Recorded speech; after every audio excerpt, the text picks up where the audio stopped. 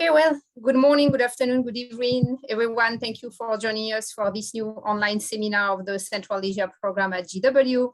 I'm delighted to have you here with us today to continue our discussion on what happened in Kazakhstan and trying to take a little bit of distance, looking at the way we want to understand what has been happening, but also how we see things moving forward. And for that, we have hopefully four great speakers who have been able to join us. We are waiting for Dosym Satpayev to be able to join us from Almaty. Hopefully we'll be able to get connected relatively soon. And then otherwise we have with us Diana Kudaibergenova, lecturer at the Department of Sociology at the University of Cambridge, Azamat Junisbai, professor of sociology at Pitzer College in Claremont, California, Denisa Duvanova, Associate Professor of International Relations at Lehigh University, and Bruce Panier, journalist covering Central Asia at Radio Free Europe, Radio Liberty. So a great team put together that we really welcome here, and we thank everybody for being with us also in the room. I will give the floor to each of you for about 10 minutes. Hopefully Dosym will join at the end, and then I will be moderating the Q&A. So if you have any question, comments, please send them in the chat box, and we should have at least half an hour at the end for the discussion. Diana, would you like to begin sharing your thoughts? I'm muted. Thank you so much. Thank you everybody for joining and for the ongoing interest in Kazakhstan. Thank you to Marlene and the Central Asia program for organizing.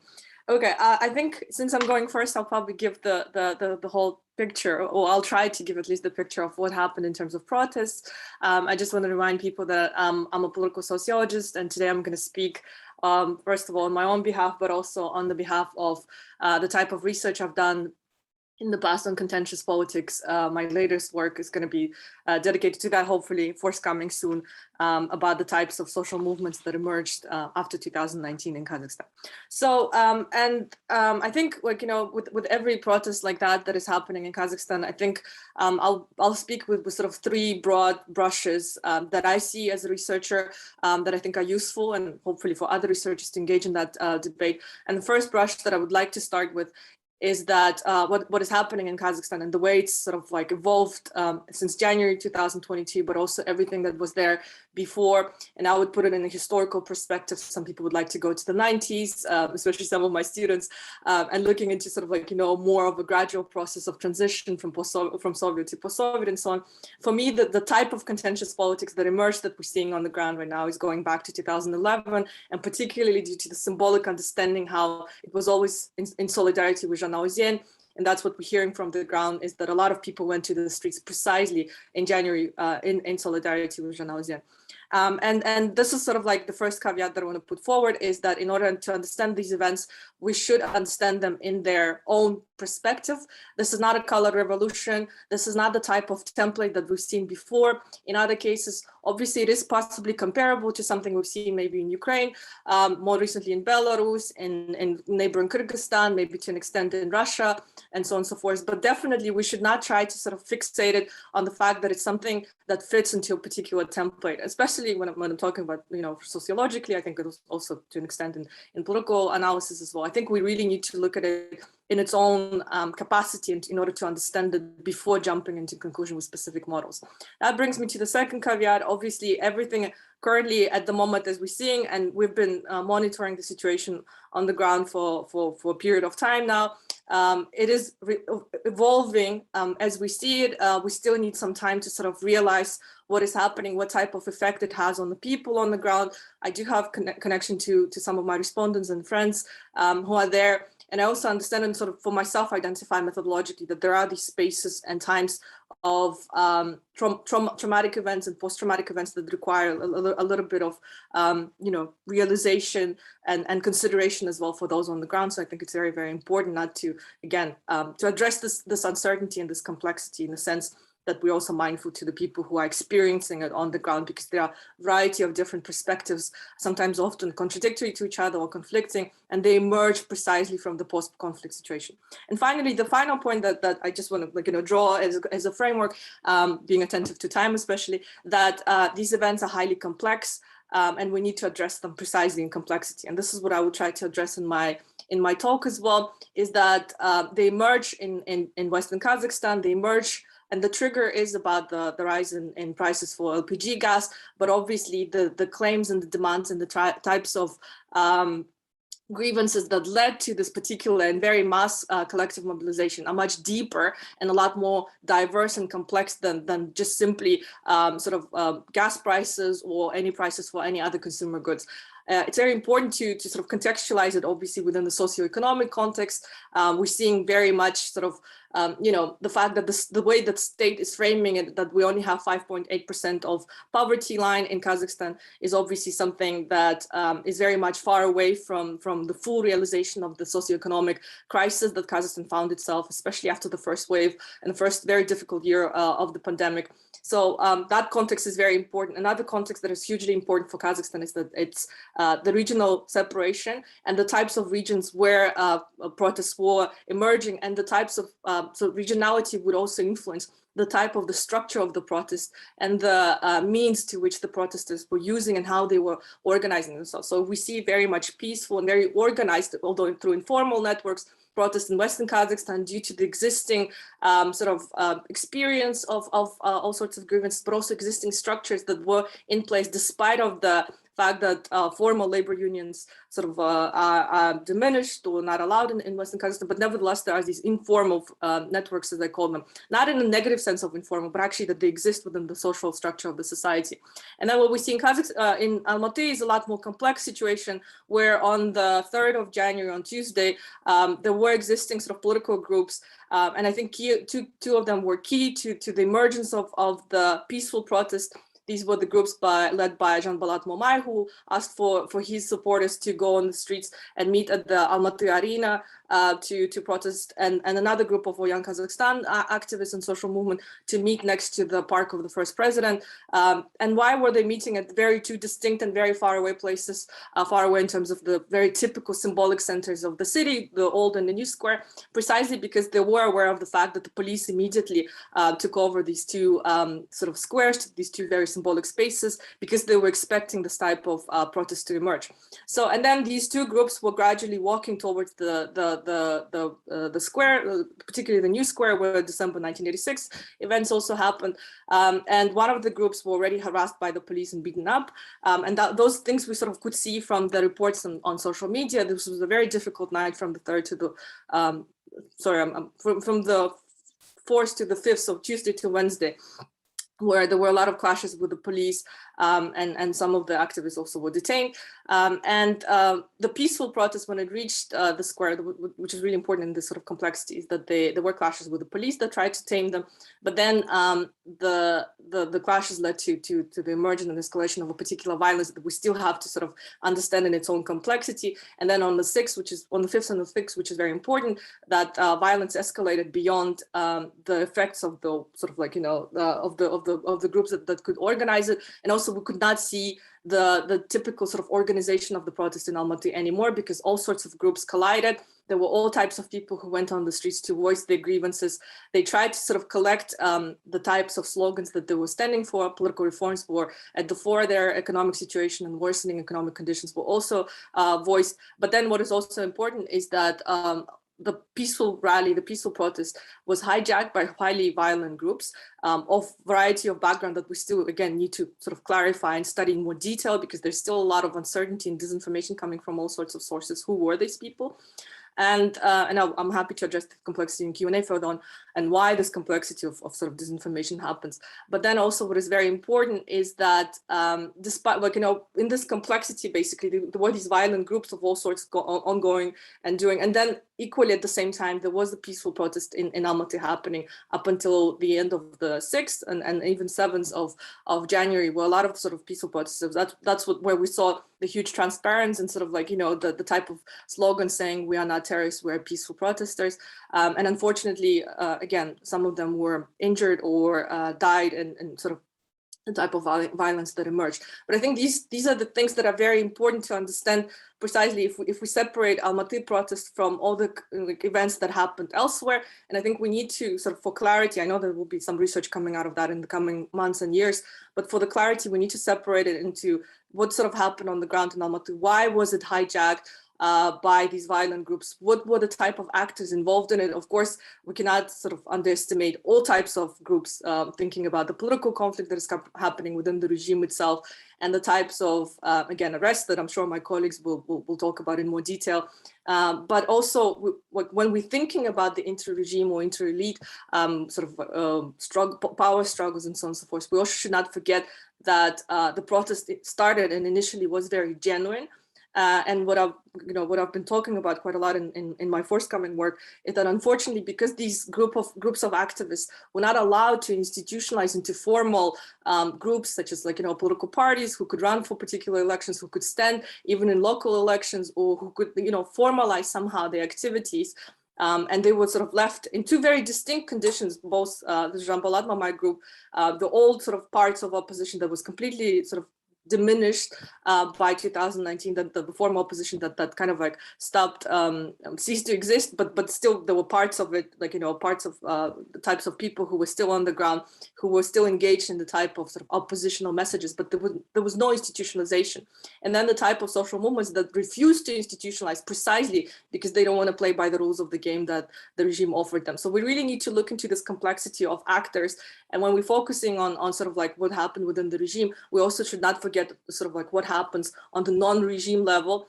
As a sociologist, again, I would problematize the idea of society here. I would look more into sort of groups and communities within society. It's not homogeneous as well. Neither the protests nor the groups who particularly took part in it were homogeneous. So even though I think some of us are expecting, very straightforward answers, and I wish I could offer them, I think for me, the answer right now, or at least the direction, would be not to avoid this type of complexity and sort of multi-layeredness of both actors, the spaces, localities, and also of the forces that were happening, consistently at the same time. While there was huge violence, there was also peaceful protest. While there were clashes with the police, there was also a lot of solidarity expressed on the ground. So I don't think we need to take sides, first of all, or try to paint it as black and white. Here's the enemy, here's the the group who should support, and so on and so forth. We really need to address it in the complexity of what is happening. I think I went a little bit over time, so I should stop here. Thank you. Thank you so much, Diana, for this really great putting the scene on the in place. That's really a terrific way of looking at what happened. And Dosym Satpayev was able to join us from Almaty, director of the risk assessment group. So Dosym, I would like to give you the floor to continue our discussion. Well, hi, everybody. Well, thank you very much for invitation. I'm very glad to see Marlene. Well, and yes, it's very important topic, and now a lot of questions about the reasons of these events, about the participants of these events. Well, and I'd like to present my point of view. Well, maybe in Kazakhstan we have now a lot of very big informational war between some expert audience and official propaganda around these events. Yes, well, but I'd like to start that if we talk about the last January events in Kazakhstan, we should remember that protest moods exist in Kazakhstan for a long time. Well, you should remember that in Kazakhstan sometimes were big explosions, social explosion in different regions of Kazakhstan. Well, 2006 in Almaty, 2011 in the western part of Kazakhstan, 2016 it was very active land protest in different regions of Kazakhstan. Well, 2019, if you remember, after the presidential election in Kazakhstan, was a lot of action of protest, demonstration. Well, in 2019 appeared a lot of new young leaders. Well, and it was very good trends if we talk about the future of Kazakh opposition movement. Well, and if we return to the action of protest in January, to January of this year, yes, I quite agree with previous speaker. Well, the social explosion that happened in the western part of Kazakhstan was very close connected with very bad social economical situation, not only in western part of Kazakhstan, but in different regions of our country. Well, I'd like to emphasize, if we talk about the Kazakh economy, we should remember that we have only some donors of Kazakh budget. This is Almaty city and western part of Kazakhstan. If we talk about another regions of Kazakhstan, this is depressive regions. Well, this is regions receives money from the budget. Well, it means that in these regions we have a lot of big problems with education, culture infrastructure, with workplaces and etc. Well, I'd like to say that in the first stage, in January, we saw peaceful action of protest. And after that, we saw very big wave of peaceful action of protest in different cities of Kazakhstan and in Almaty too. Well, in the first stage in Almaty, we saw peaceful demonstration, but in the second stage of this process, we can see very interesting events, because I'd like to say that to the peaceful protest in Almaty were joined by internal migrants from other regions of Kazakhstan and young people from suburbs of Almaty city. Well, the most part of them, this is unemployed young people, and another part, they are engaged in low-skilled work and receive very low wages. Well, Marlene, maybe you remember when I was in Washington 2015. Well, I presented to you our book, well, Cocktail Molotova. Well, this book we published in Kazakhstan 2014, and this book we devoted to such kind of young people. We try to understand why in Kazakhstan appeared lost generation, and what level of social aggression we can see in this kind of social groups.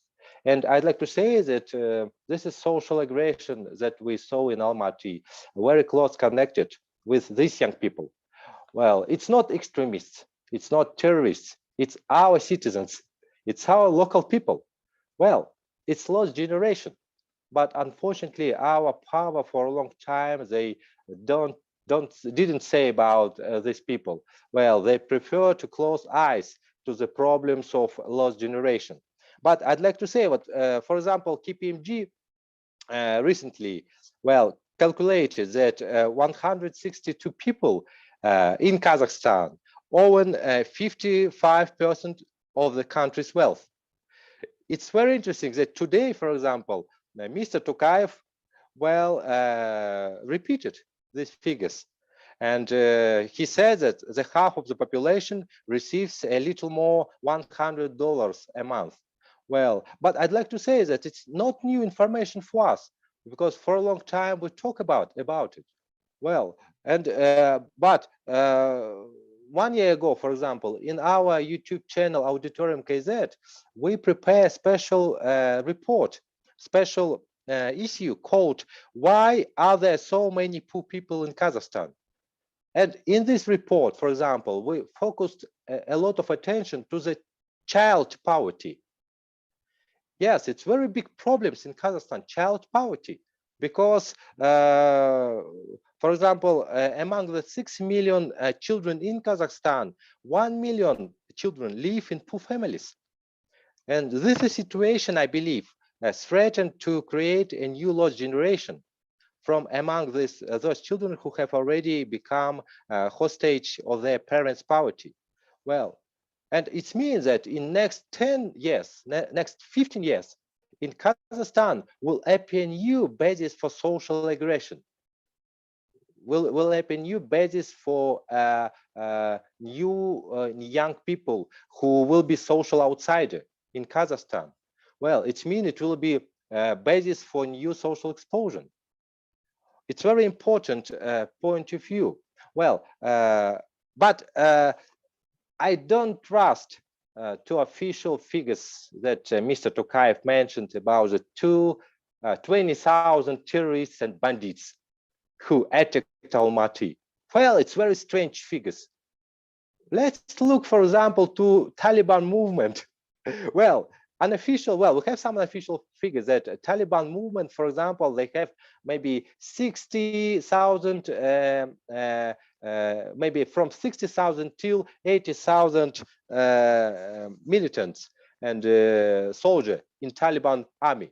Well, it means that 20,000 extremists and bandits, well, it's a quarter of Taliban army. But where is these people? We haven't concrete evidence. We haven't concrete information about these extremists and terrorists. Well, it's my point of view that these figures appeared because Mr. Tokayev tried to attract collective security treatment organization. Well, collective security organization, because in this inter-elite conflict for Mr. Tokayev was very important to receive support from Mr. Putin, because Tokayev didn't trust to law enforcement, he didn't trust to secret service, and he didn't trust to army. Well, maybe he has some trust to police, but I'm not sure. And second reason why Mr. Tokayev tried to use this is very terrible figures, 20,000 extremists and bandits. Well, because it was very important to show to all world that he tried to save Almaty from external aggression. Well, it means that apparent organization of collective security in Kazakhstan have some legitimacy. Well, and yes, now we can see that connection between Mr. Tokayev and Putin now may be more close. Well, in compare, for example, with last year. Well, and in Kazakhstan, for example, in some articles, I emphasized that unfortunately, when Mr. Tokayev tried to receive assistance from Mr. Putin, we can see the end of history of traditional Kazakh multivectoral foreign policy. It's my point of view. And after that, I believe that Mr. Tokayev will be more close cooperated with Mr. Putin in some internal and foreign affairs. Okay, but if we talk about the intra-elite conflict, I'd like to say that it wasn't conflict between Nazarbayev and Tokayev. No, it was conflict between Tokayev and some people in the closest circle of Mr. Nazarbayev. Well, I believe maybe, if you remember, last year in international community was very big scandals connected with, well, it's called Pegasus scandals, when some secret services in different countries, they used Israeli technology for for secret work against politicians, against journalists, against some members of civic society organization. Well, in Kazakhstan, it was the same big scandals because we received information that Mr. Tokayev, yes, he was under the control of this Pegasus technology. Well, not only Mr. Tokayev, but another members of Kazakh political elite. And as far as I understood, Mr. Karim Asimov, yes, last year, well, he was one of the main person who, as a head of Committee of National Security, he can to use this is secret technology Pegasus for increasing control to another members of Kazakh political and business elite. And I believe maybe last year it was some black hat between Tokayev and Karim Asimov. Okay, well, why, for example, Mr. Karim Asimov decided to organize some state co-op against Mr. Tokayev? Well, we should look to the person of Mr. Nazarbayev, because last year from 28 December, Mr. Nazarbayev disappeared. Well, we remember that he participated in St. Petersburg summit, but we saw that in the summit it was very bad health. Well, we saw this picture. Well, Mr. Nazarbayev, he was very weak, and Mr. Lukashenko supported him. Well, and I believe that from 28 December, till 18 January. Well, Mr. Nazarbayev, I believe he had very big he has very big problems with health, and I believe some circle, close circle of Mr. Nazarbayev, he believes that maybe Mr. Nazarbayev will die. And I believe that Karim Asimov and some supporters from members of First President, they decided, okay, we should to organize some very great kick to Mr. Tokayev. Well, and maybe we should to use this is destabilization situation in Kazakhstan for open intra-elite conflict. Well, because last Dosym, year, can I ask you to summarize and conclude? Okay. Well, I'd like to say that last year, Nazarbayev declared that he is going to hand position of pro-presidential party in Rotan to Mr. Tokayev. It means that Nazarbayev decided to support Tokayev in next presidential election. Well, it will be 2024. Well, and I believe some people in closest circle of Nazarbayev, they decided, okay, it's not very good for us, because maybe Nazarbayev decided to support Tokayev for as a long-term figures, political figures. Well, I believe it's one of the bases of these conflicts. Well, and I believe that in future we'll see new conflicts, because Mr. Tokayev, he's not a very young person. Well, he's 68 years old. Well, and nobody know what will happen if, for example, tomorrow Mr. Tokayev will be some problem with health. Because do you remember Mr. President, President of Turkmenistan, Satpayev Niyazov? He has died, but he was only 66 years old. Well, it means that unfortunately now political system of Kazakhstan is not very stable. Intra-elite relationship is not very stable, and our prospect is not very clear. Well, in different sphere, economical sphere, political sphere, and intra-elite relation. Thank you. Thank you so much, Dosym, for your insights to the discussion. I now would like to give the floor to Azamat, who is also in Almaty now. Right. Thank you, Marlene. Thank you, Central Asia Program and GW. Thank you to the other participants and, of course, to our audience. I'm originally from Almaty, Kazakhstan. I teach sociology in California, and I do research on public opinion in Kazakhstan and Kyrgyzstan. It just so happened that for this winter break, I traveled to Almaty, and I got caught in these events. And in a way, looking back, I'm glad I was here as these events unfolded. And obviously, just like everyone else in the country, I've been trying so hard to understand what happened and what does it mean. And so I will share my thoughts as of now, and it's quite possible that, as more information becomes available, my thoughts will evolve as well, but this is what it looks like to me. So to make sense of what happened, I think we should go back in time just a little bit. So background, important background, in my opinion. President Nazarbayev has always been eager to project a positive image of himself in the international arena. In a 2016 interview with journalists from Bloomberg who traveled to Astana, he stated that he made no arrangements to transfer power to his children. To use his words, наследственность моих детей я не предусматриваю. Я думаю, что это не для нас. Right? Yet, as I argued in a 2020 Ponar's memo, Kazakhstan's unusual transition format announced in March 2019 was designed to avoid the Uzbek scenario, wherein President Karimov's unexpected passing in 2016 severely disrupted the status quo in Tashkent and beyond. And if this transition were to succeed in Kazakhstan, it would secure the future of those who acquired great wealth and power during Nazarbayev's long rule, including certainly his family members, while avoiding the appearance of dynastic power transfer, the kind we saw in Azerbaijan. To put it simply, you can think of this as an attempt to have the cake and to eat it as well, right? So to this end, Tokayev's power was severely curtailed, with Nazarbayev retaining control over the entire security apparatus as lifelong chair of the Security Council and chair of the Nurothan political party, among other posts.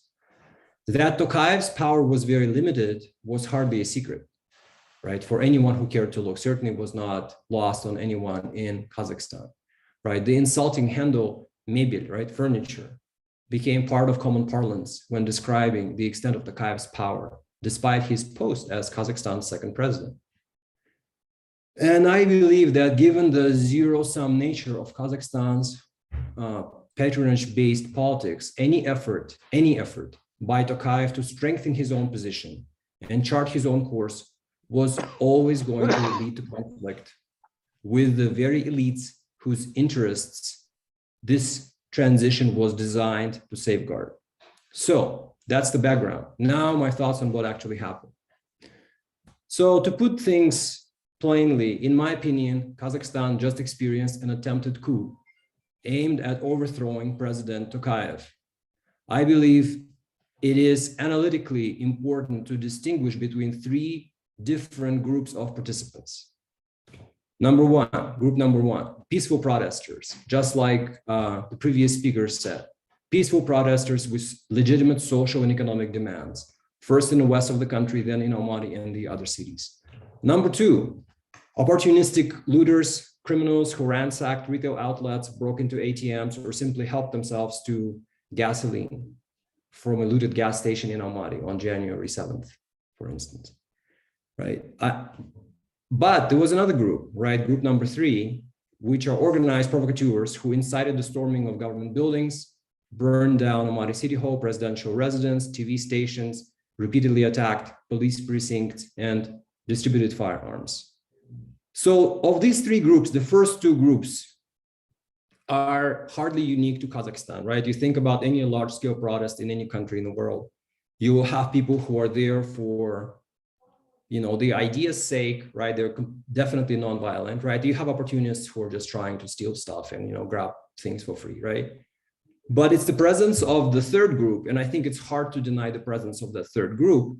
I agree with Dosym completely that, the number 20,000 is ridiculous, right? It's just not based in reality, but certainly there was a presence of the third group, and also the geographic scope and the coordinated nature of the attacks against government facilities. It is consistent with the view that what happened was more than just an organic protest that sort of spun out of control, right? So I do think it's important to distinguish between these three groups.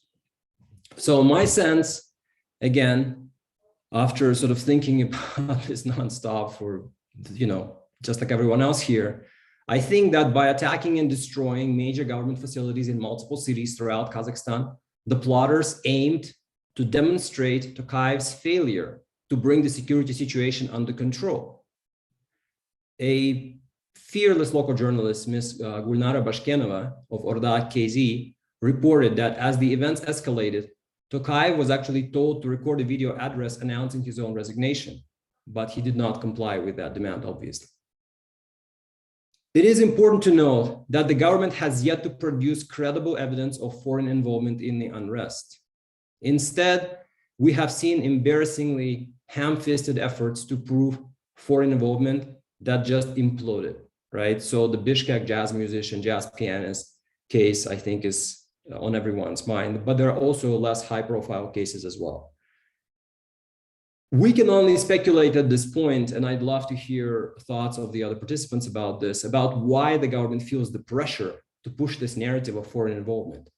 I mean, it certainly could be the price of help from Putin, right? That you need to talk about the foreign involvement or even the specter of, color revolutions and whatnot. However ridiculous and divorced from reality that actually is. In any event, I believe it is essential to find out the true identities of the plotters. In my opinion, the idea that Mr. Masimov, an ethnic Uyghur, was acting on his own accord to seize power in Kazakhstan defies logic, defies reason, defies history.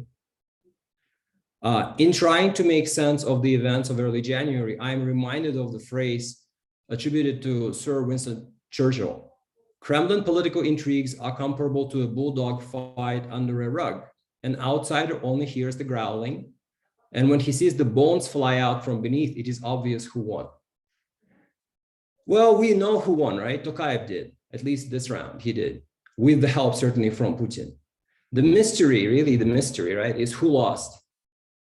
But honestly, it's kind of a dangerous question to ask in Kazakhstan right now. Who lost?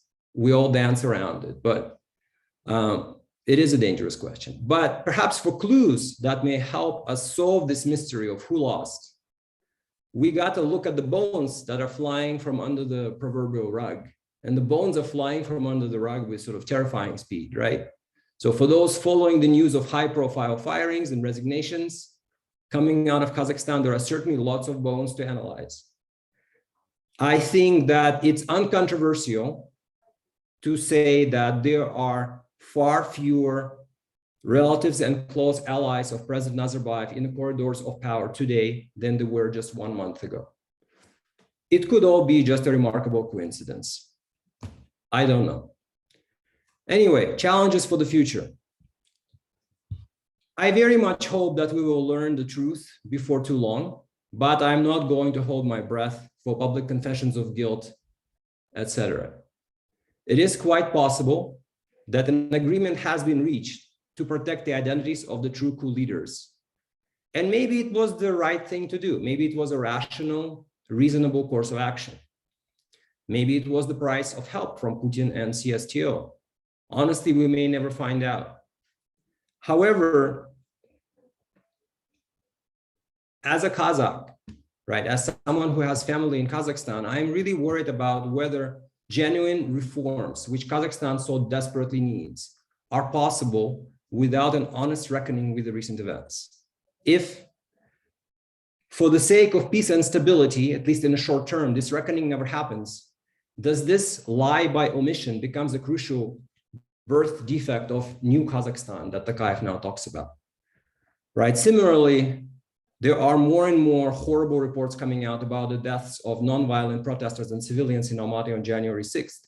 I'm sure all the participants know about this, right? So again, can the new Kazakhstan be built on a foundation of lies about the actions of the army and law enforcement? Whether or not there will be political will to conduct thorough investigations and hold those responsible accountable is, to me, hugely important. And lastly, of course, only time will show what the true price is for Kazakhstan, that Kazakhstan will need to pay for Putin's help, right? Only time is going to show that. In any event, Kazakhstan now has a rare opportunity, however small, for genuine political reforms. The fear in Kazakhstan, of course, is that, ничего не изменится, right? Nothing will change. The next several months will tell us whether cautious optimism about the future is warranted. Thank you. Thank you so much, Azamat, for these great remarks. I now would like to give the floor to Denisa. Thank you. Thank you very much for having me in this event. I wanted to start by by quoting Nazarbayev in his video speech. Speaking from the position of the authoritarian leader who ruled the country for 30 years, he said, this difficulty, we will overcome this difficulty and we will emerge stronger.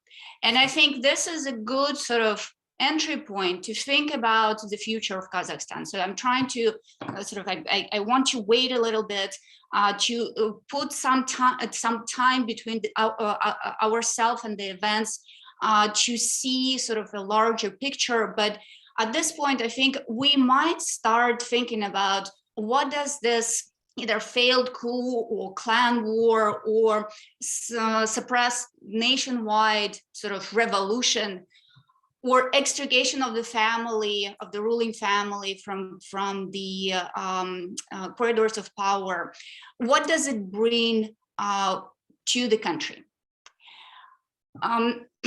I'm a political economist by training, and I want to analyze this personalistic autocracy that Nazarbayev has built over the years, over decades in Kazakhstan, from the position of the the resource flows and the resource management in order to build and support this autocratic regime.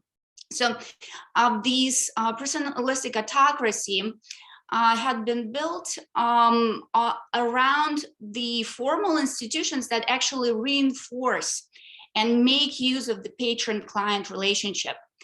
Those institutions, they sort of create opportunities and reinforce systemic corruption. They nearly legalize systemic corruption. And they are also the institutions that use the rents, the mineral rents, in order to distribute them in the society in the top-down manner, with most of those resources accumulating at the top. So is that kind of state, is that kind of regime, political regime, is it likely to change in the aftermath of what we saw earlier this month? And my my intuition is that the answer to this question is no. This kind of regime, this kind of kleptocratic, oppressive authoritarian regime is not going to change with Nazarbayev relinquishing the remnants of his power. So, I will try to give you some reasons why I some considerations for why I believe that the answer is no. There had been no genuinely new people in the new government that Tokayev appointed, right? So all those reshuffles in the cabinet, in the key ministries, the replacements are done with the Nazarbayev era cronies, right? Those are the people who were raised in the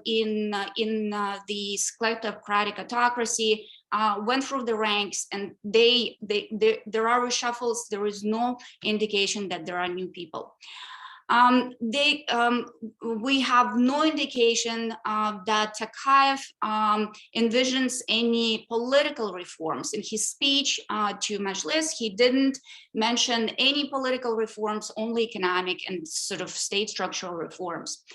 And with that, I don't believe there will be any mechanisms to control the systemic corruption, because only transparency and accountability of the government will bring the end to the systemic corruption of the regime.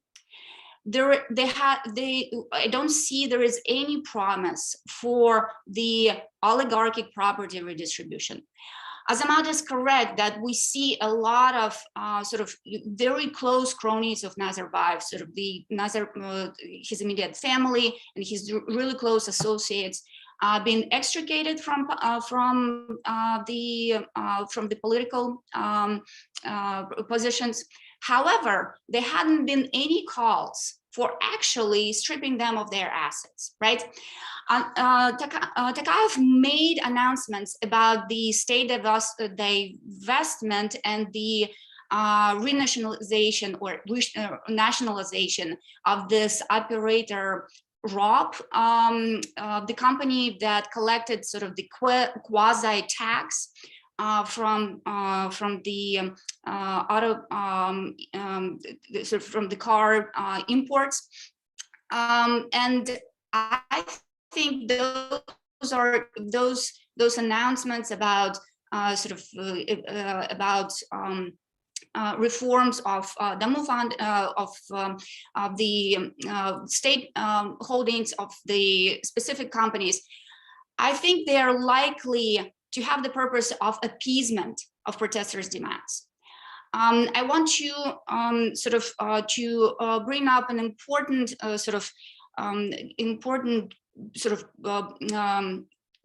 event that.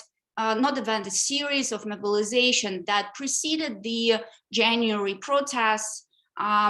We have seen in December in Kazakhstan, there was enormous amount of controversy and mass mobilization, including the civil society organizations. Even the regional chambers of entrepreneurs were opposing and proposing some ways to address this raise in these quasi-tax collected by the private corporation. I also think that as an immediate reaction to the protest, we will see intensification of political repression in the country. And I think this is the most sort of unfortunate and sad consequence of the protests. The regime has used the tactic of extra-legal violence, such as assassinations, criminal persecution, imprisonment, and torture in the past. And I think that trend will continue with sort of these months protests. They kind of give, they can be used to justify the escalation of repression. In terms of the international position of the country, I don't think the events have changed it. And I see in the chat that there are questions about the CSTO role and what does it all mean for the international position of Kazakhstan. I think it had been a common knowledge that Nazarbayev's regime for decades was supported or backed by Russia, by Russian support. It had often been discussed in terms of personal loyalty and personal agreements between Nazarbayev and Putin. But I think, and I will echo the words of Carnegie Center of Russia director Alexander Baunov, who said that the relationships between Kazakhstan leadership, by Russian leadership and its allies are not personal, but institutional. And I think the use of CSTO troops this month is a good evidence of that. So if we try to make sense of what actually happened this month and put it in a larger perspective, I think that ultimately we will need to agree that the protests, although they're quite they might appear quite unexpected and unique to an outside observer, I think that those protests fit nicely in the larger patterns of bottom-up mobilization that we've seen in Kazakhstan. And I will echo Diana's and Azamat's points on that. And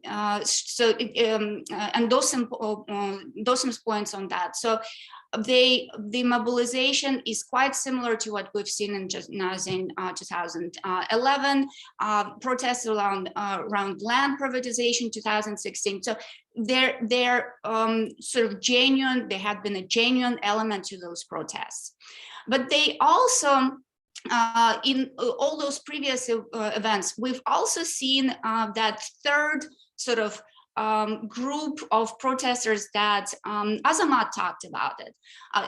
And it's really hard to put a label on that third violent group that have joined protests in Almaty. They perpetuate violence. They perhaps are close to criminal elements.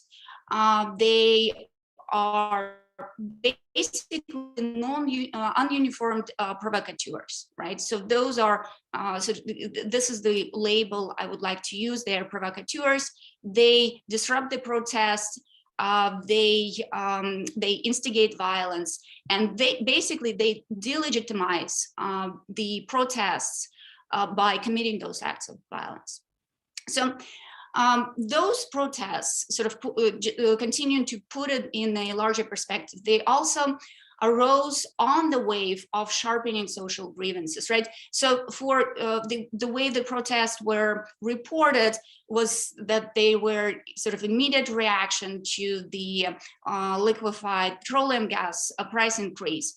However, I want again go back to that that mobilization, wave of mobilization around these this quasi-tax collection, increase of the rate of that quasi-tax on imported cars, but it also goes, that tax goes also on packaging.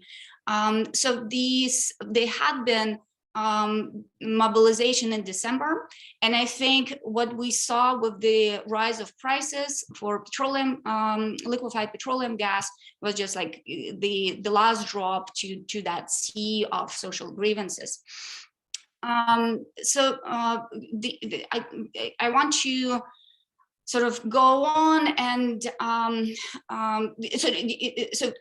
point that I want to make is that by no means those protests were unexpected, right? So they came around sort of this exacerbation of competition for the rents created by the country's natural resources. COVID recession affected both the state and private sector, and Nazarbayev's family, his close cronies, continued to squeeze the revenues out of the already impoverished people through those quasi-state mechanisms, the operator ROP, and also the LPG gas tariff in state-dominated, non-competitive sector. All right. So, Denisa, yeah, can you conclude? Let me wrap it up. So I wanted to sort of return back to what exactly had happened this month in Kazakhstan, and I think sort of I don't buy into this narrative of failed coup attempt. I think that the events that unraveled before our eyes can be characterized as the final accord in the power transition of the personalistic dictatorship, right? So I think this is the way for the Nazarbayev's family to flee the scene in the wake of the popular protest against their rule, but at the same time retain all the assets that they milked out of Kazakhstan. You know, that by some accounts, Nazarbayev's family owns between $100 to $150 billion, right? So if that wealth is to be redistributed across the entire population of Kazakhstan, people who live now on $15 a day will triple their incomes. So I will stop at this point. Thank you so much, Denisa, for sharing your thought. And I now would like to give the floor to Bruce. Okay. Thank you very much. First, obviously my thanks to the Davis Center for Russian and Eurasian Studies at Harvard and the Oxford Society and all my bright and talented friends there for sponsoring this event. And Marlene, thank you, and George Washington University for hosting it. I want to express my sympathies and condolences to Kazakhstan's people for all the hard times they've gone through this year. I'm glad we're talking about protests. I'm going to deal specifically with protests in Kazakhstan. The peaceful protests that started all these events that we're now seeing in Kazakhstan have kind of taken the background. They're the lead into reports about intra-elite struggles and so we're watching who's moving out of government, who's being moved out of government, who's moving into government. Once the peaceful protests had really gained some steam and they were spreading across the country, Tokayev made some concessions. He'd ordered the fuel price that we heard that was increased. He cut that in less than half of what it was. He accepted the resignation of the government. On January 5th, by which time violence was breaking out in some cities around Kazakhstan, he promised that there would be political reforms, which he said would be published soon. But the story of peaceful protests in Kazakhstan then, turned, and as we've heard, it became a story about burning buildings and cars burning and shooting in Almaty and Taraz and Shymkent and other places. And when Tokayev removed First President Nursultan Nazarbayev from the post of Secretary of the Security Council and sacked Karim Masimov as head of the National Security Committee, it became increasingly clear that there was some sort of struggle for power going on in the government. Tokayev said foreign-trained terrorists were behind the destruction. We've heard about that, and gave the shoot-to-kill order and called on the Russian Collective Security Treaty Organization to send troops to Kazakhstan. And increasingly lost in the story of what was happening in Kazakhstan was the peaceful protests. And the peaceful protesters like the ones in Almaty that Diana mentioned at the start, who stood outside holding banners and said, we're just ordinary people and we're not terrorists. Their peaceful protests had called for change in the way the country was run. Shalket, get out, old man, was one of the most commonly heard chants at protests. And though it was specifically targeted at Nazarbayev, it was more broadly aimed at the system that developed when Nazarbayev was president. The unbridled greed of members of Nazarbayev's family and Nazarbayev's close associates, the unwillingness of authorities to genuinely tackle the economic problems of so many people in Kazakhstan, and the inability of people to play a meaningful role in governing their country. Beyond the vague promise of reforms, Tokayev has also pledged to raise wages and work to keep costs of basic goods down. Tokayev will raise wages and keep costs down of necessity, rather than a genuine desire to bring prosperity to all the people of Kazakhstan. Tokayev seemingly has just survived a battle to remove him from power, and we've no idea if that battle is over. But without the support of the people, or barring that, at least some weeks of quiet, he still could have a lot of problems trying to govern the country. But while we can expect more concessions from the government to Kazakhstan's people in the coming weeks and months, there's not much reason to think the country will enter a more progressive era. In fact, the ability to protest, for example, might become much more difficult 6 months or a year from now. It is the habit of Central Asian governments that when unrest breaks out, and after some semblance of order has been restored, that they make a few immediate concessions to the people, but they do not look for long-term solutions to the socioeconomic or political causes that led to the unrest in the first place. Instead, these governments focus on the lapses in security that allowed the unrest to start and gain momentum. For example, in Kazakhstan, and we've heard, there were protests after Tokayev's appointment as acting president in March 2019, and again before and after his subsequent victory in the snap elections in June. After the protests, authorities said that they were willing to, they created a National Council of Public Trust, I believe, and they said there were going to be a listening government, and it seemed to hint that they were willing to have some kind of dialogue with society. But instead, what we ended up with was an increase in the use of preemptive detentions of activists and rally organizers ahead of planned protests, even when they were unsanctioned, and kettling was introduced to intimidate people who attended demonstrations. Kazakh authorities make a distinction between protests. There are political protests that criticize the government and call for changes, and there are protests over socioeconomic conditions. Authorities usually end the political protests quickly. We've seen that they block off squares, they bring in busloads of OMON troops, and police are all over the town when they know there's going to be a protest or demonstration. Now, this is especially true when these protests are called for by fugitive banker and former Kazakh official Mukhtar Ablazov, the leader of the Democratic Choice of Kazakhstan, which is not only banned, but officially designated as an extremist group, although there's little evidence to suggest it's actually extremist.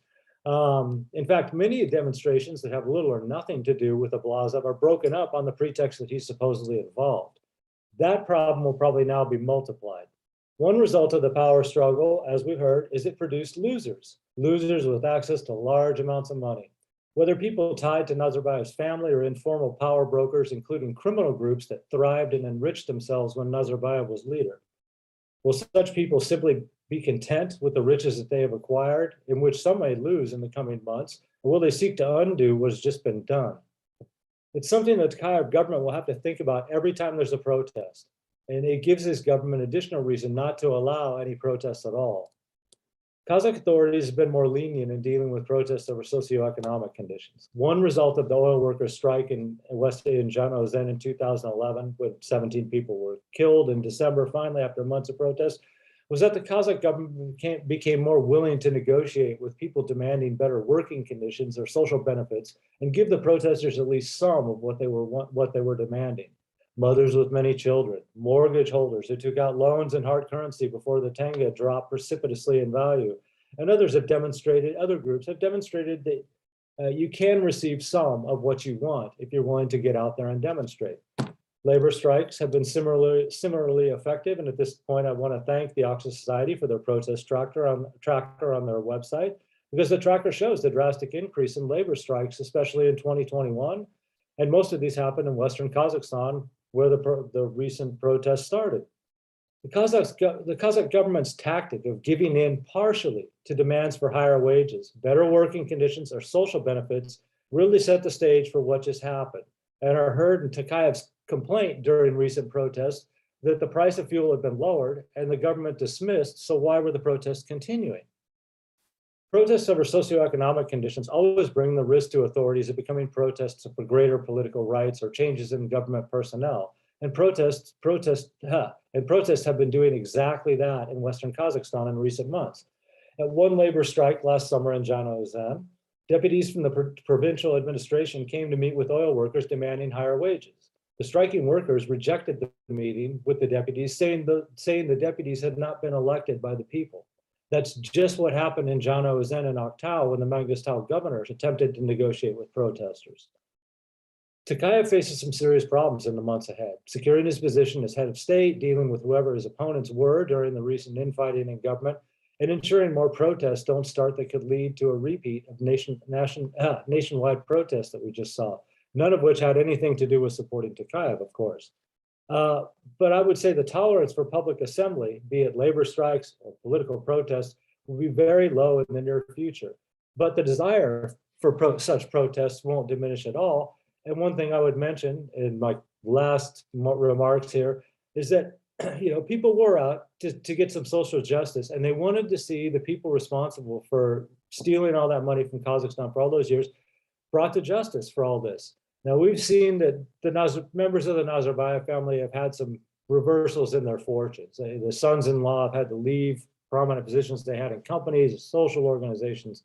But there's been absolutely no hint that the government attempts to prosecute any of them or the big elites in the country. This is what the protesters wanted. That's what they expect to see. Somebody's got to be put forward as one of the people that's been responsible for 30 years of corruption. And we've seen absolutely no effort on the part of Tokayev's government so far to hold any of those people to account, except for Masimov. But he's by far one of the least offenders in this. So it's going to be certainly something that I'm going to watch is what is the ability to protest publicly? What is the ability for public assembly, considering all the bad things that have just happened, all the bad things that have happened over 30 years, and the fact that we don't seem to be targeting any of the major offenders in any of all that. So thank you. Thank you so much, Bruce, for your comments. Thank you, all of you. We now have about half an hour for the Q&A, and there are a lot of questions, as you can imagine, going from every direction: foreign policy, domestic policy, the protester level, the more kind of intra-elite level. Maybe let's begin by the foreign policy aspect and then move back to the domestic field. There are a lot of questions that are related to the CSTO actions, how we can interpret that, how that was the foreign terrorist narrative was part of what was needed to get the CSTO involved. Can we have any idea of what would be the price for Tokayev's regime or for Kazakhstan globally to paid in return for Russia's intervention? Do we have more details on exactly how the CSTO troops were in charge of securing building but not acting in the street, and do they have all left? So that's a kind of a package of question. And we also have question asking about the way China has been looking at the protest and at the CSTO intervention, and also several questions asking the same kind of question on the role of Turkey and the different Turkish regional institutions. So would some of you would like to answer taking some of these questions, and then we will move to more kind of domestic aspect of the discussion. Denisa? Right. So I think this issue of CSTO intervention had been mystified, sort of, especially when it wasn't clear whether the troops will stay. Now they're gone, and it's a clear sort of and it's a clear case in which Putin has sort of gained some capital by using formal international mechanisms for their actual purpose, right? So this is exactly for what that institution was created and was used for that purpose, without immediate consequences. The troops were withdrawn, right? So I think I really want to quote Akizhan Kajagildian, the former prime minister of Kazakhstan from 1990s, who in the interview said that Tokayev didn't have other options when faced with insubordination of security services. He needed foreign assistance. He couldn't call NATO. He couldn't call other international organizations because it would take months for anyone to come to his rescue. But Russia was there and acted promptly and sort of within the confines of this institution. So I don't think that we need to sort of mystify this involvement. And again, I think Russia gained some capital on this. And so if there are strings attached, but I think the strings had been attached from the moment that institution was created, not after it was used for the first time. Thank you, Denisa. Other I comments? just wanted to add that I think the decision to invite essentially Russian troops was predictably going to be hugely unpopular, right? So it's, I mean, close to political suicide for any politician who would try to basically bring Russian troops into Kazakhstan, right? But I think just like Dosym correctly pointed out, Tokayev did not have much of a choice, given that he had no confidence in the loyalty of the very security apparatus that, you know, was supposed to be standing guard, sort of. And so the fact that the troops left is certainly great news for Kazakhstan. What the price to pay, I think informally, it will be interesting to see how the conversations about Russian-built nuclear power plant will continue from now on, whether the conversation about switching of the Kazakh written language from Cyrillic to Latin alphabet, what happens to that conversation. It will be interesting to see how Tokayev moves with regard to the modernization of the Kazakh military. He recently gave several speeches saying we have completely outdated Soviet era equipment. We need to upgrade all the hardware. Right. So where do these contracts go? I think some of the early answers might be available soon. Thank you. Dosym, would you like to add something? Yes. You're muted, Dosym. You're muted. Sorry. Well, very short comments. I'd like to repeat. In my report, I talked about it, that Collective Security Treatment Organization was invited to Kazakhstan, only one of the participants of intra-elite conflicts. Well, this organization didn't participate in fighting against some terrorists, especially against the big army of terrorists, because we haven't big army of terrorists in Kazakhstan. I mentioned 20,000 extremists and bandits. This is mystification too. Yes, well, it means that this is organization, well, it's very, well, I believe it's very bad trends, because if we look in the future, it means that Mr. Putin can't use this as military organization and one of the instruments of assistance to somebody in another countries. If this person will ask him, well, please help me in my inter-elite conflicts. Okay, I can to imagine some cause for your invitation, as like it's in Kazakhstan. Well, and I'd like to say that unfortunately, it was very big political mistake of Mr. Tokayev. Yes, I quite agree with Azamat, because in Kazakhstan, this decision was very unpopular. Well, we should remember that only in Kazakhstan, as a member of Eurasian Economic Union, for a long time, we can see very strong anti-Putin moods, not anti-Russian, anti-Putin moods, especially after the events 2014, for example. Yes, And what will be in future, because national patriotic activity in Kazakhstan will increase, especially around the young Kazakh language people. And a lot of these people, they believe, well, Mr. Tokayev, he decided to sell our independence to Mr. Putin. A lot of young people around the inside of national patriotic oriented movement, they believe that Mr. Tokayev now is like I say, Mr. Lukashenko. He is only satellite of Mr. Putin. I believe it will be very big problems for Mr. Tokayev in future. Well, thank you. Thank you, Bruce. So, I wanted to add, or Bruce? Yes, I would add one thing real quick is that, clearly that the decision to send in CSTO troops, at least it seems clear to me, was assigned to whoever was, the infighting in government in Kazakhstan, that it was over and he had picked a side, and there was really no point in continuing this anymore because he had thrown his support behind Tokayev. The strange thing about this for me always is that he was such a good friend of Nursultan Nazarbayev for so many years and treated him so much respect. If I'm a leader of a CIS country or a country that's in the CSTO, I really got to wonder how much Putin's support and friendship is really worth. I mean, certainly Nazarbayev's getting very lenient treatment.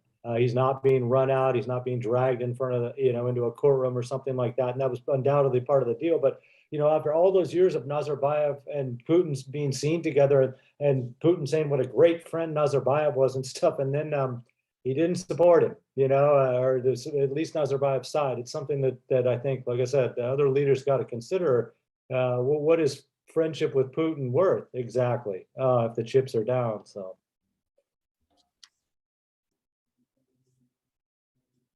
Sorry, Denisa, last point on that. Yeah, I wanted to build directly on Bruce's point. I think this is key, this is what we'll learn, how we'll learn about the nature of the relationship between the two countries, right? So it is not personal friendship. It is the support for autocracy in a neighboring country, no matter who leads that autocracy. Thank you so much. Yeah, that's a very important point. Let's now move to the more domestic side. We have several questions on elements that Bruce was mentioning at the end of his speech, the risk of repression on the activist culture globally in Kazakhstan, and also a question on what is, the legacy of the Kazakh Spring of 2019 and how the main figure that we have seen being very active since, how this kind of the lack of institutionalization of this movement, what can be the future of this aspect in what could be a more repressive environment, and also a question about the so-called Islamist and the fact that we know that some family members, some member of the Nazarbayev family, especially one of its nephews, have kind of connection or are kind of patronizing or creating some of Islamist groups. So how do we articulate also that question? Let's go over these two elements, and if we still have time, we'll discuss the reform. Diana, would you like to comment on the kind of the protest and the Kazakh Spring aspect? Mm-hmm. Yeah, thank you so much, and thank you for bringing it. Yeah, we always need to clarify with the Kazakh Spring that it's about in connection to the Prague Spring, not to the Arab Spring, because the people who were part of that movement that I'm writing about in detail are the ones who believe in gradual change and reforms. And their voices, obviously, again, they started the protest in 2019. They continued raising this awareness of the fact that the laws need to change the laws quite significantly on the peaceful rallies that are provided by constitution, but there is a specific law just on rallies that actually prohibits that, and you need to get a sanction from the specific local administration in order to be able to express your peaceful rallies, which I think is really crucial. The law on sort of electing parties and forming parties, which are currently constraining quite a lot of these sort of movements and different groups to be able to form a party and run and stand in the elections. I think all of these political reforms have constantly been on the agenda. And I think what is important in the sort of complex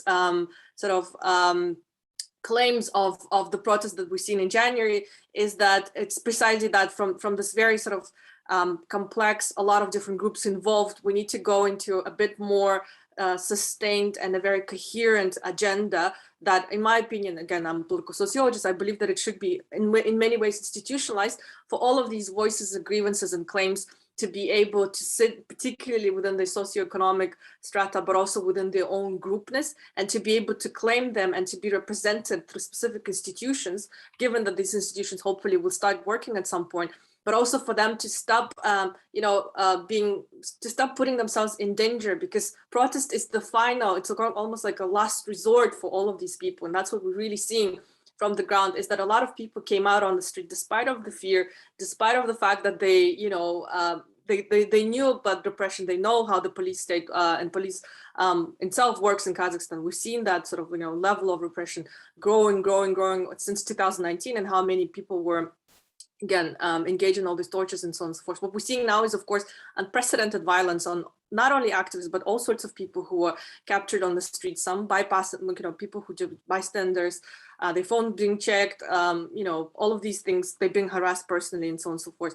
So I think we really need to put it in this perspective that there is a variety of claims that comes out from all sorts of places. And one of them is political claims, obviously, which is very important. But these voices cannot find ways to channel themselves institutionally. And that's what at least the political activists who I'm talking to are talking about right now, that they don't want to miss this window of opportunity before further repression start, and there will be no change for reforms. And they're really calling President Tokayev and the government for opening up the political field itself a little bit, opening up the space for more representation for the, first of all, election of the local governors, Akims. And that was the thing that was voiced in Zhanaozen, because the governor should not be appointed by the president himself. They should be elected by the people in these localities, for that person to be accountable to the people, so that they don't need to come out on the streets or squares and protest. They can be able to build that dialogue and account for that person who should be reelected if they want to be reelected. Another crucial thing is, of course, the building stronger parliament, because we have it as an institution, but everybody, it's not a hidden transcript anymore that parliament doesn't really work. And it's very, very important for these activists to sort of open up parliament for these perspectives. I just want to briefly, last point, if I can throw something in, is that there is a lot of socioeconomic grievance building on that. I find this book absolutely useful. Balhar Sangera and Elmira Satpayev working and writing in huge detail about morality, grassroots movements, protests, precisely on socioeconomic issues and rentier states, and resistance from a very fantastic sociological analysis. I think that picture is also there.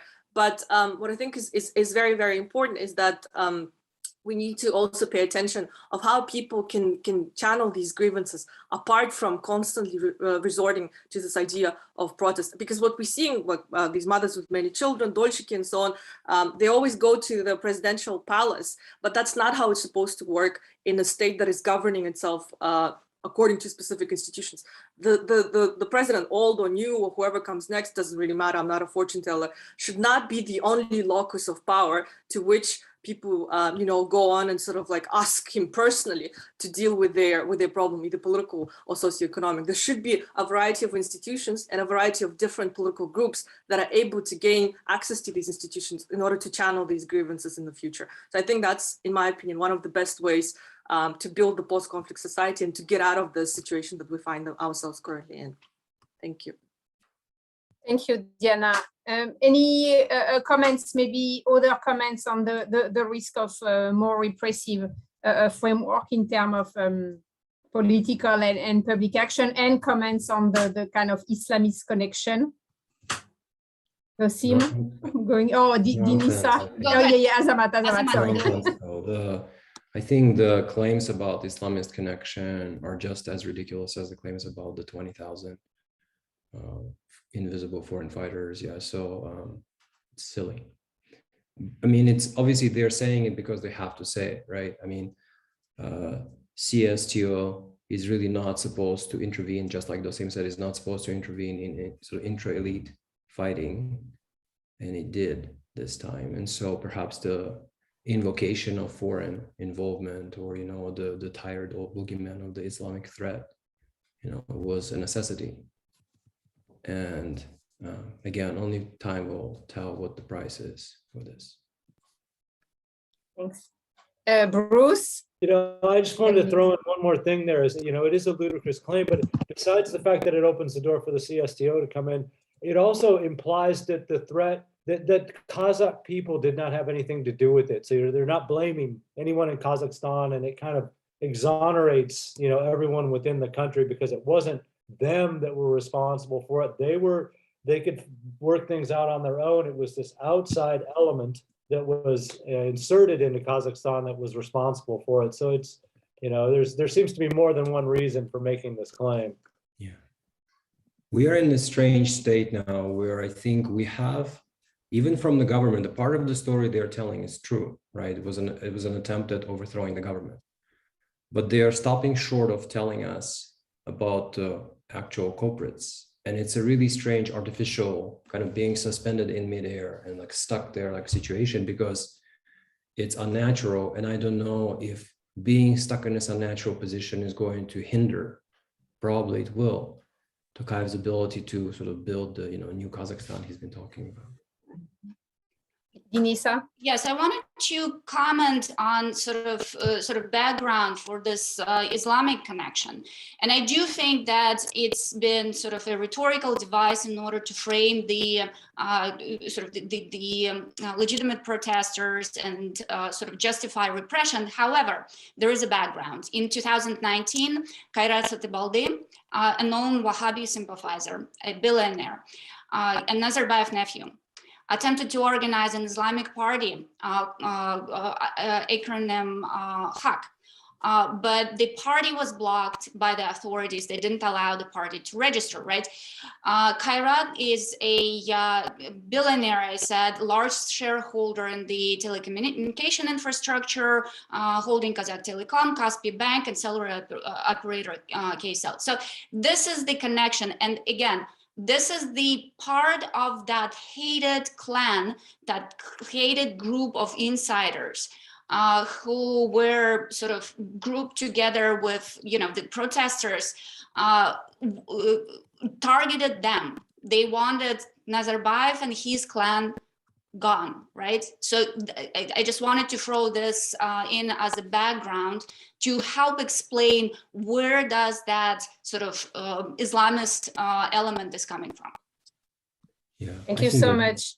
Yeah, Azamat. Yeah, Denisa makes an excellent point. I think that it's you know, it's significant, but it's homegrown, but they are now doing this unnatural contortions, trying to say that it's some kind of a mysterious foreign force where the answer is right in front of us. But apparently there is an agreement not to talk about that, right? It's the he who must not be named, right? So I guess it will remain like that for now. But again, I think it's really useful to look at the bones flying out from under the rug, because the answers are all there.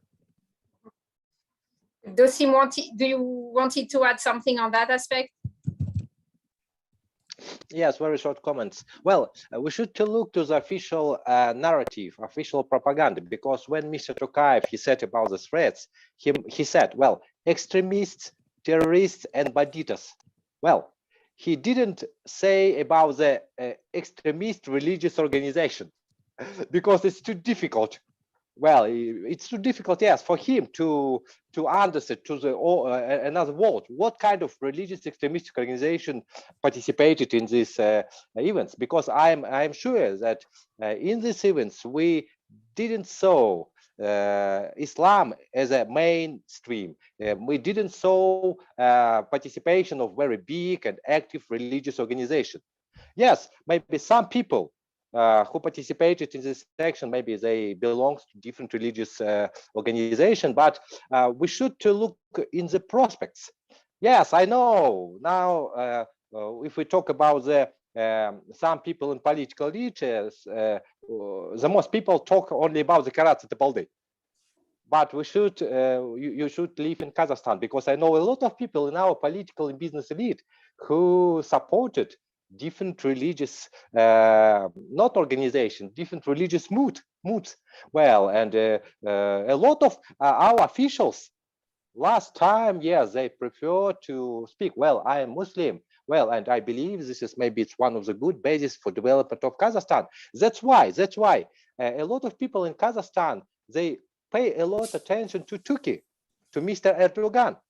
And if we talk about the future, I don't talk about the last events, I talk about the future.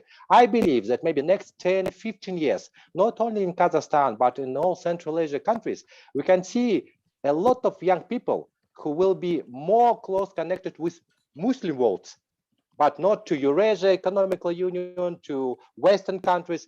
Yes, Muslim world, it will be maybe more real prospects for the most countries in Central Asia. Well, and that's why I believe Turkey and Mr. Erdogan, he knows about it. He knows about it because he believes, well, in future, maybe Turkey will be one of the very good example as a model of state development, model of economical development for young people. That's why Turkey now very active. Well, but for us, maybe it's very good because we need some balance against Russia and China. And I supported active of Turkey in our region because without any balance between beer and dragons, well, I believe our future will be more worse. Thank you.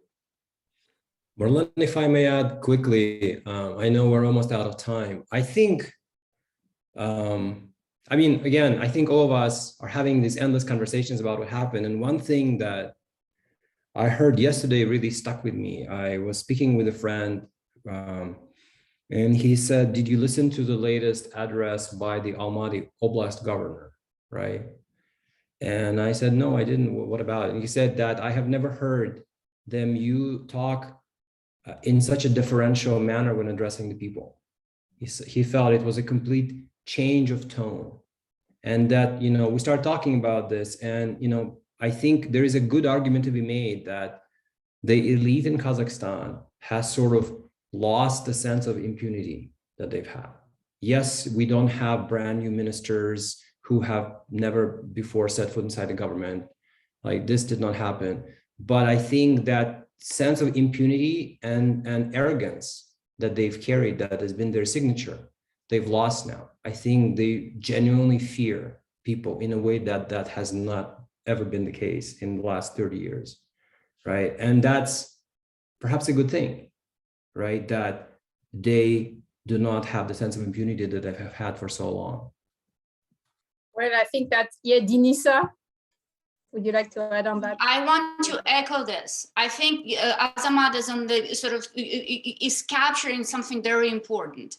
And sort of in my opinion, what we've seen is a real strong challenge to authoritarian rule. And it was so scary and so real that that Nazarbayev with his close cronies fled the country and extricated themselves from the government positions. Right. So I think this is what happened. And I think what we see with the protests go astray, with all the violence, that was sort of the cover up, and it was sort of the planned operation to discredit the protest and intensify oppression to maintain the remaining part of the authoritarian regime. Great. I think that's a great conclusion and an optimist one. So let's stop on that. I wanted to thank you, all of you, for really, really great comments and showing all the depths of your knowledge and the different direction of the interpretation we may have about what is still happening in Kazakhstan and what will be the impact on the long run. And I forgot at the beginning, I apologize for that, to remind you that this event is co-organized with our friend from the Davis Center for Russian and Eurasian Studies at Harvard University, the Oxis Society for Central Asian Affairs, and Radio Free Europe, Radio Liberty. So once again, thank you everyone for being with us today, for being very active on the chat. And thank you to our 5 speakers, and all the best for all of those of you who are in Kazakhstan now. Thank you. Bye-bye.